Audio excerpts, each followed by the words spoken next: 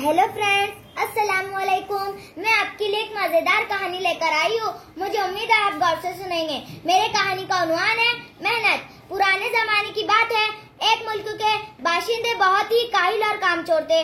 वो कोई कामकाज न करते थे। दिन भर सोना पाने की उम्मीद में जमीन खोदते ताकि मालामाल हो जाए। बरसों तक वो इसी तरह जमीन खोदते रहे, लेकिन उन्हें कुछ न मिल सका। यही वजह थी कि उस मुल्क के बाशिंदे बहुत ही परेशान रहते थे, क्योंकि वहाँ का बादशाह दौलत चाहता था और दौलत न मिलने पर सभी उसका मिजाज चिड़चिड़ा और गुस्सीला हो गया था।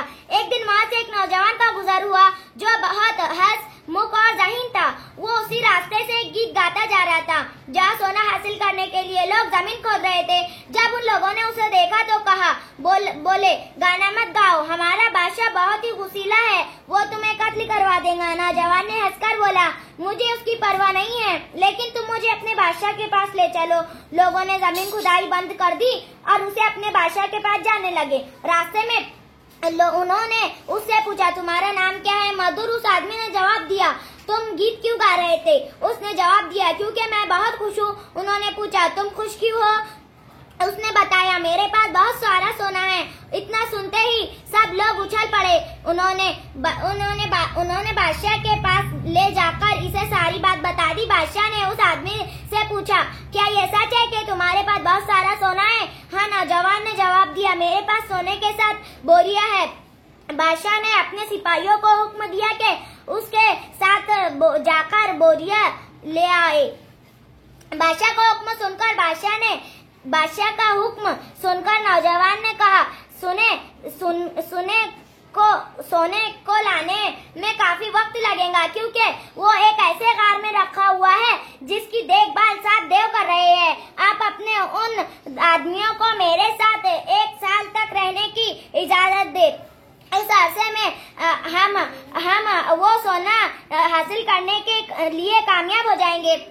और नौजवान की बात मानने के अलावा बादशाह के पास और कोई चारा न था।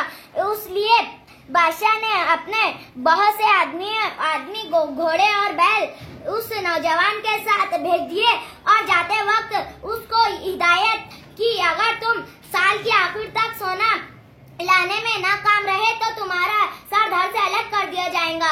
उस नौजवान ने उन लोगों को सल्तनत की जरखेज जमीन जोतने के लिए कहा। जब जमीन तैयार हो गई तो उसने जमीन में गेहूं के बीज बोए।